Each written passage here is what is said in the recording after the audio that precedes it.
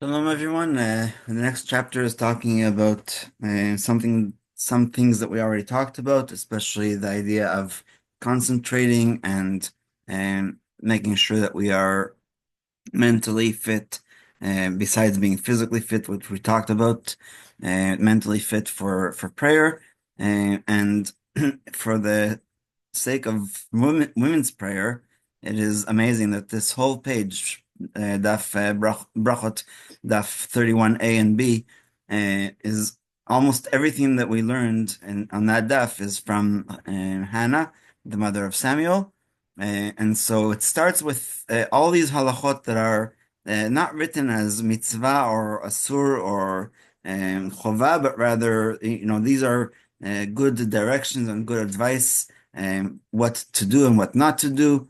And so the Braita says, Tanu Rabbanan en omdim להתפלל לא מתוך עצבות ולא מתוך עצלות, לא מתוך שחוק ולא מתוך שיחה ולא מתוך קלות ראש ולא מתוך דברים בטלים, אלא מתוך שמחה של מצווה. So this is way before Rav Nachman Breslev said that it's mitzvah gdula b'simcha tamid.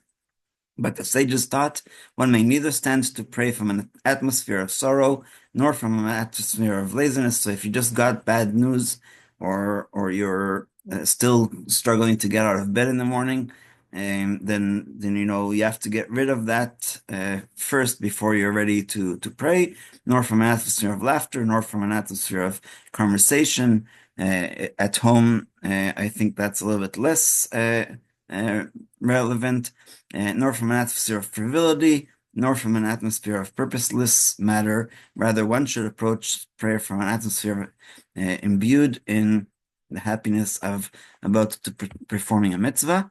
And then they go on to a little bit of a tangent about how to talk to people. And then another braita is hamitpalel tzarich shechaven libo al shamayim. If you remember, we talked about mitzvot shechot kavana. So under that understanding that prayer, even for a woman, is a mitzvah, we still have to have kavana. And so they talked about the direction, etc. And then the next rest of the prayer is all about Hannah and what we learned from her.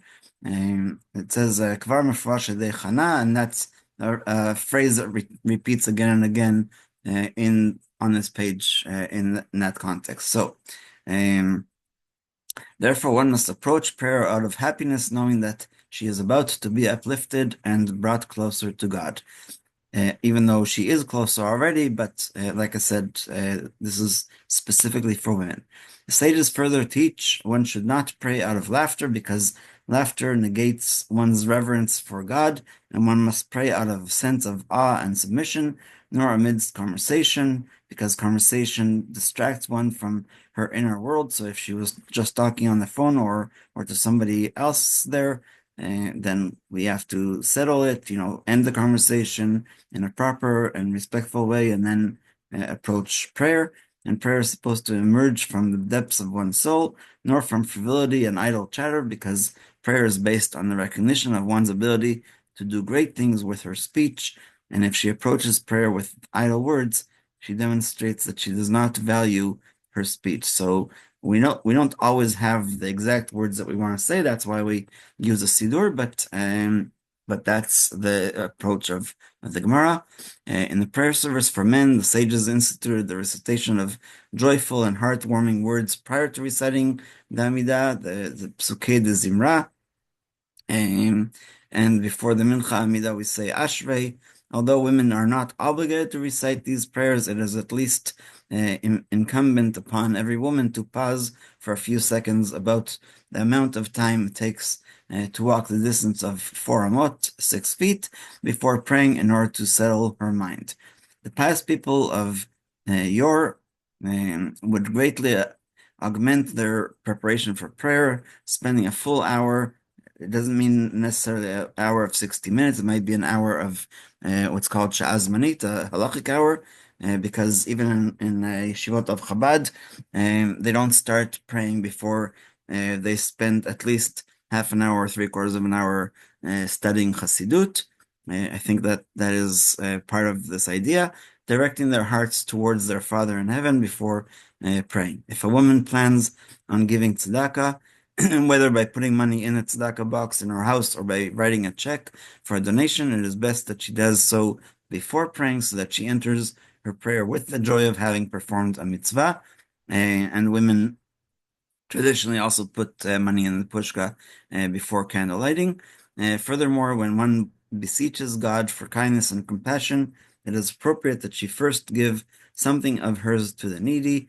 The Arizal recommends reflecting before prayer on the mitzvah of love your fellow as yourself, and many sidurim start with the Hareini Mekabel Alai et mitzvat aseh shel v'ahavta l'reacha kamocha.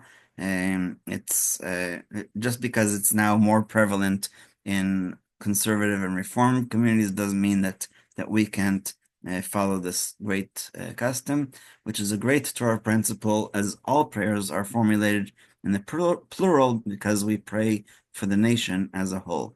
And if you remember when we talked about praying for rain, the prayer for rain is basically the rain in Israel. So that's for sure something that is not of ourselves. Somebody in a desert will not be praying for rain because that would be terrible. And so one more halacha, because these are halachot are pretty short since we covered most of it before. While reciting the Amidah, one may not hold an object that she fears will fall, such as a book, bowl, or knife, because her concern that it may drop will disrupt her kavanah. However, one may hold a sidur because it is necessary for prayer and actually helps with kavanah, because like we said, we don't know our words always properly.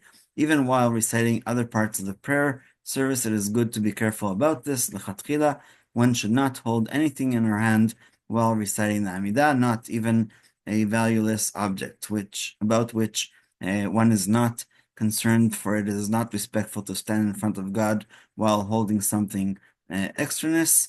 Before praying, one must turn off her cell phone. In a synagogue or where there are sidurim available, one should not use her handheld device as a sidur so it does not distract her and so that she does not appear to be reading messages during prayers.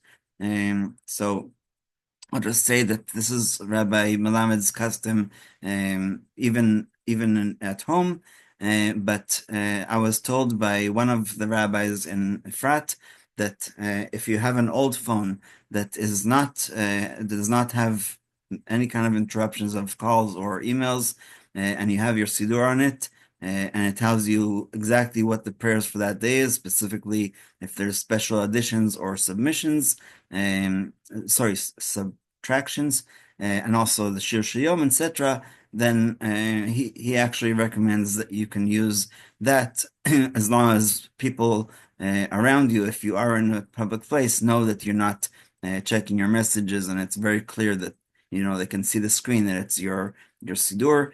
And that actually helps to concentrate because you don't have to start flipping pages and distract. But like I said, each person should ask the rabbi because there are many different ideas about this, but definitely not. If somebody does have to use their phone, they should put it on flight mode. So it says here, one who does not have a siddur available and must therefore use the device should first disable the possibility of receiving calls or messages, which is flight mode, like I said, and one who must be available for urgent calls may leave the device on, but should set it to vibrate or mute so that its ringing does not disrupt prayer or anybody else. And if you remember, we talked also about holding a baby, especially for women, if they're not able to quiet the baby and they think that the time for prayer will pass. And also that if that helps her concentrate and also the baby to quiet down, I think that again that is something that is more relevant to women. And we'll stop here and open up for questions.